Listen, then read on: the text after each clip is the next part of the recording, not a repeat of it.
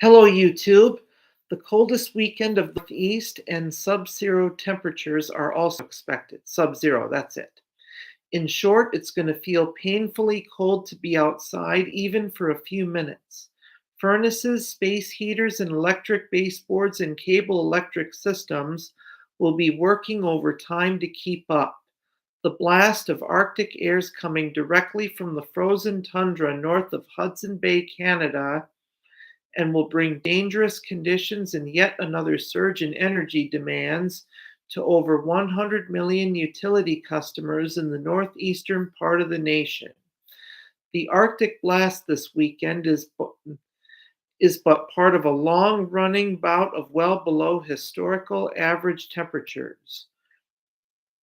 The tending edge, well, the leading edge of the Arctic air or front will travel. The leading edge of the Arctic air front will travel southeastward across the region into Saturday afternoon. Almost immediately behind the front, harsh gusty winds will pick up from the northwest.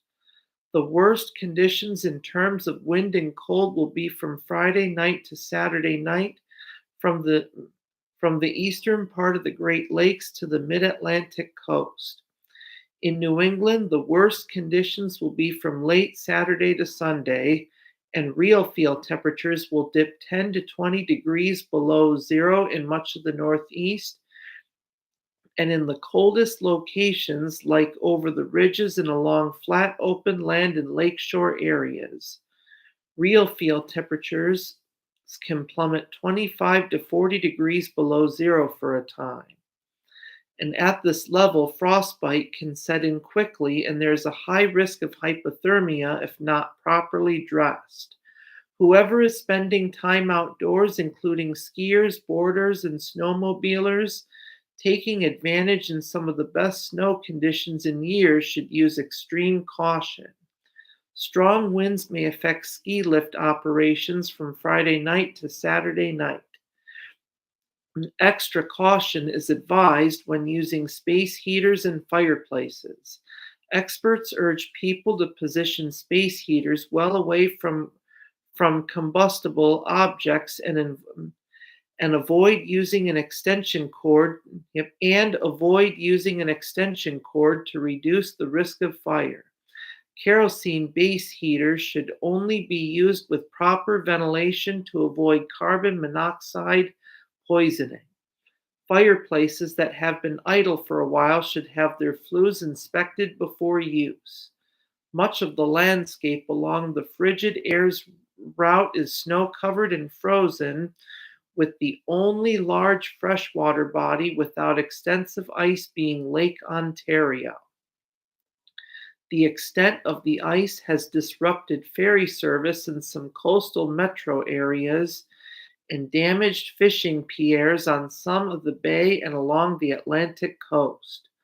Ice coverage will increase further this weekend. Strong winds will cause blowing and drifting snow in open areas, especially where the Arctic front and a storm forecast to develop along the New England coast bring fresh snow from Friday to Saturday. Wind gusts over much of the Northeast from Friday night to Saturday evening will range from 35 to 55 miles per hour, that's for sure. Conditions along and immediately behind the Arctic front will range from flurries to steady light snow to heavy bursts of snow. Those are snow squalls. Motorists from the eastern part of the Great Lakes region to the Appalachians and New England should be prepared for slippery travel. Along with road conditions, the visibility may be nearly unlimited in flurries to a few hundred feet in heavy snow squalls. The combination of sudden snow squalls and a rapid coating of snow on the highways can be a dangerous and deadly combination for motorists. A coating of just under an inch of snow can occur just about anywhere in the Northeast, from central Virginia to Michigan and northern Maine into Saturday. Some of the heaviest snow, with an accumulation of 3 to 6 inches, will fall along the shores of Lake Ontario, the mountains in West Virginia, and possibly in part of southeastern New England.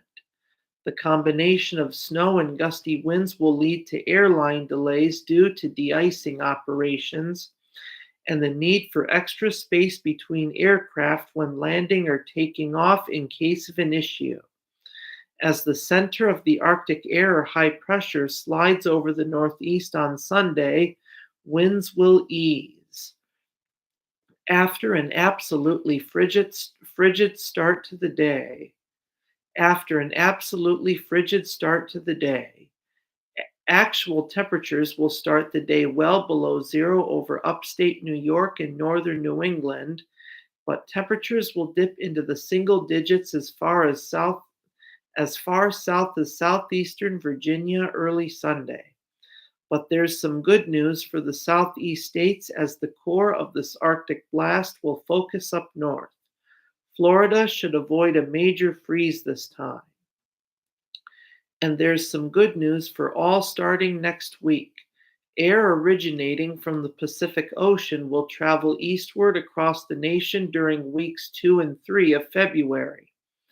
And while this will bring a much needed break from frigid conditions and may feel warmer than it actually is, it can create problems due to thaw and freeze cycles, foggy episodes, and storms that bring areas of freezing rain, sleet, and wet snow. The leading edge of the less cold air will bring a batch of light snow and freezing drizzle from the upper Midwest to parts of the West Virginia and Virginia mountains, closing out the weekend. Looking further ahead, depending on how quickly temperatures rebound in the coming days and the amount of rain that may accompany higher temperatures, ice jams and flooding may result on area streams and rivers. It may take one of the more gradual thaws possible to prevent such problems, at least on a local basis. Well, that's it for today. Thanks for watching. And remember, if you liked what you saw, click like or subscribe below.